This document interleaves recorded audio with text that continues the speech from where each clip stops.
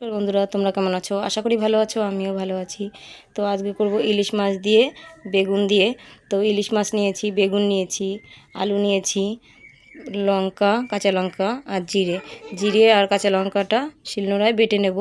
আর মাছটা আমি লবণ হলুদ মাখিয়ে এখন ভাজা করে নেব। বন্ধুরা, এখন আমি জিরেটা বেটে নেব।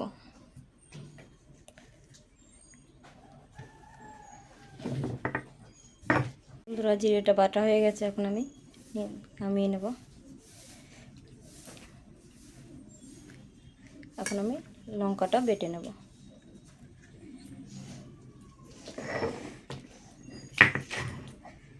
বন্ধুরা, লঙ্কাটা বাটা হয়ে গেছে, এখন আমি নামিয়ে নেব।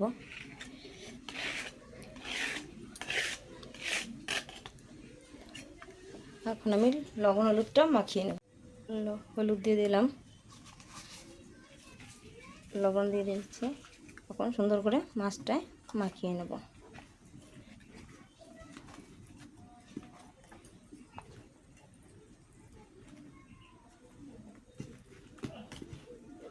বন্ধুরা, তেলটা গরম হয়ে গেছে, এখন আমি একে একে মাছগুলো দিয়ে দেব।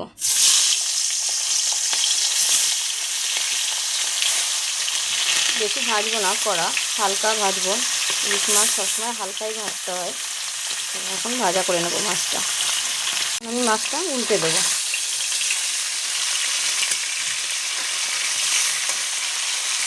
সুন্দর করে উল্টে দিলাম।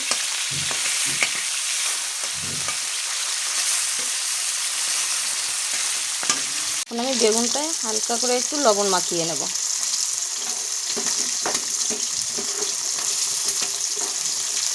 একটু লবণ মাখিয়ে ভাজা করে নেব, তো তাই একটু লবণ মাখিয়ে ভাজা করব। আর এদিকে মাছটা ভাজা হয়ে গেছে, তো এখন আমি তুলে নেব।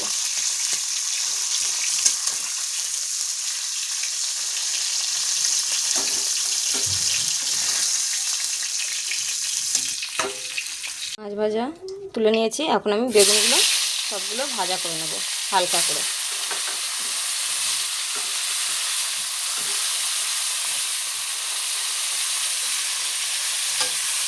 পুরো ভাজা করব না, অর্ধেকটা ভাজা করে নেব।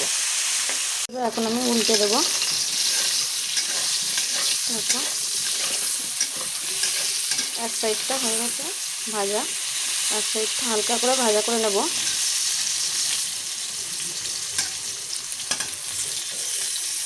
সুন্দর করে ভাজা হয়ে গেছে বন্ধুরা, এখন আমি নামিয়ে নেব।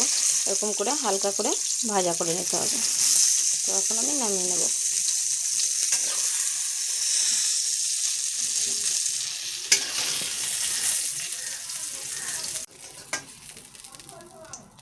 হয়ে গেছে, এখন আমি একটু তেল দিয়ে দেবো। তেল দিয়ে দিয়েছি, এখন আমি আলুগুলো ভাজা করে নেব। সুন্দর করে আলুগুলো ভাজা করে নেব। বন্ধুরা, আলুটা ভাজা হয়ে গেছে, দেখো কত সুন্দর করে ভাজা করে নিয়েছি। আলুর সাইড করে রেখে আমি এখানে জিরে দিয়ে দেবো কিছুটা। জিরেটা একটু লাল লাল করে ভাজা করে নেব। দেখো বন্ধুরা, লাল লাল করে জিরেটা ভাজা হয়ে গেছে, আমি কিছুটা জিরে তুলে রেখে দেব। ভাজা জিরে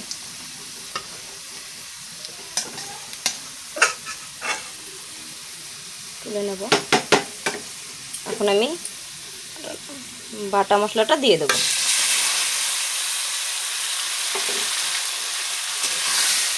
দিয়ে একটু নাড়াচাড়া করে দেবো, কষিয়ে নেব। ধোয়া বাটিটাও আমি দিয়ে দেবো, একটুখানি জল দিয়ে একটু নাড়াচাড়া করব।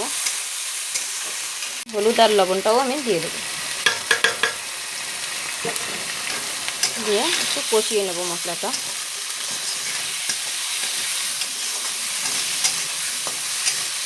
মশলাটা সুন্দর করে কষিয়ে নেব। বন্ধুরা, মশলাটা সুন্দর করে কষানো হয়ে গেছে, এখন আমি জল দিয়ে দেবো।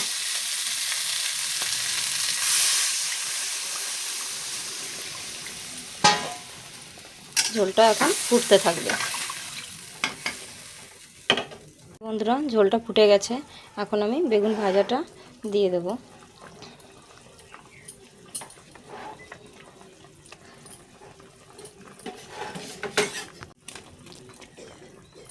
আর একটু ফুটবে বেগুন দেওয়ার পরে। তো এইভাবে বেগুন দিয়ে ইলিশ দিয়ে মাছ দিয়ে করলে পরে খুব টেস্ট হয়, অসাধারণ খেতে লাগে। তো ফার্স্ট থেকে লাস্ট পর্যন্ত ভিডিওটা দেখো, খুবই ভালো লাগে এইভাবে তরকারি করলে পরে বেগুন দিয়ে ইলিশ দিয়ে।